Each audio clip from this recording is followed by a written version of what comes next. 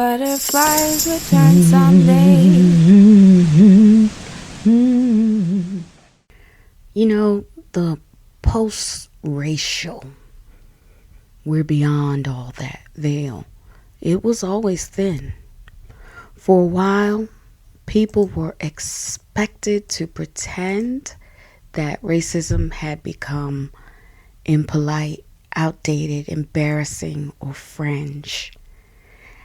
There was a time where you couldn't even, maybe it's still here, but if you said black, you were really accused of being divisive. I still see it sometimes. But if you said it like publicly, it was like, woo, she went there.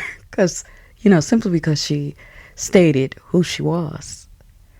But now we're watching something else. The open, legal, and institutional effort to roll back protections, to erase language, and to punish truth-telling. And reframe civil rights as special treatment. That harms Black people first and most directly. But it will not, nor has it ever stopped with Black people. See, what happens when a nation teaches itself to ignore one type of hate, like anti-Blackness is deeply entrenched, it also trains itself to ignore and silence cruelty, exploitation, censorship, historical distortion, and state-backed systemic unfairness wherever those things appear. So racism doesn't really neatly stay in the boxes that people who don't particularly care for the advancement of Black people, who want to place obstacles in front of Black people. It doesn't stay in those boxes. It always leaks out, and it always has.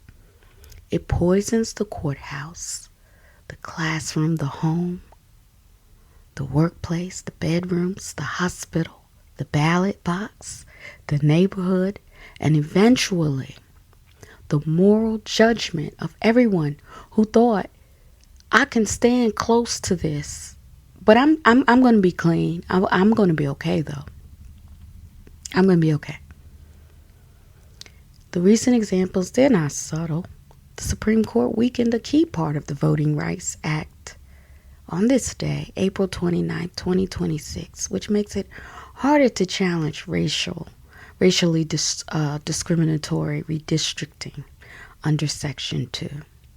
Civil rights groups long warned that the ruling weakens protections that have mattered for Black voters and other voters of color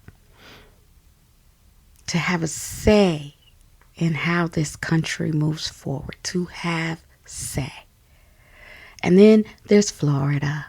The state of Florida also recently banned local governments from promoting or even funding DEI initiatives, equity, inclusion, and diversity, something other countries are doing just fine with. Knowing that moving forward collectively, sharing the space, is natural. It's what should happen. So part of the broader wave of anti-DEI, diversity, equity, inclusion, that's all. Measures across state and federal agencies is to say, ban them. And people are supposed to pretend that that's not cruel, that's not harm.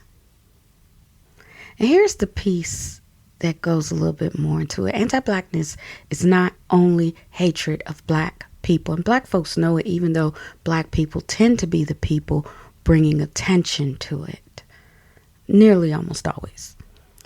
It's a governing technology. It teaches people Hey, this is whose suffering counts. Hey, this is whose history is too divisive.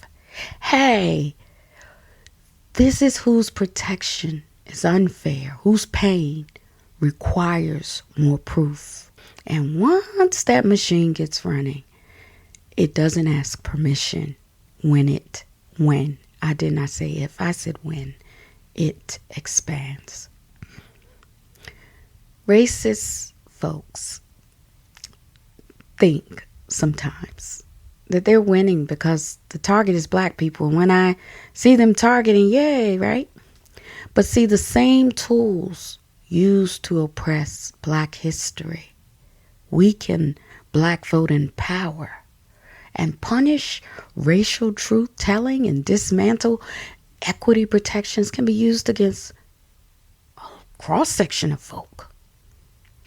Poor people, disabled people, women, immigrants, workers in general, students, religious minorities, and dissenters, people who simply disagree, of many kinds. And that's the old bargain that racists keep making with power. I will help you harm them. I will do whatever it takes to help you harm these people, as long as you promise, hey, I'm safe, right? But power doesn't keep those kind of promises. It doesn't keep those kind of promises. For years, America asked black people to perform hope inside a room that wasn't repaired, like a broken down room. We were told racism was mostly over, so hey, don't talk about it no more, okay? We were told don't make everything about race. That's over. Sort of like if you listen to me, you're listening for abusive dynamics. That's the same thing. I have a guy who's abusive and wants back in without doing the work to make the change. So you already know before too long it's going to be abusive again. Because see, as black people, we were told that if we spoke too plainly, remembered too accurately, organized too seriously,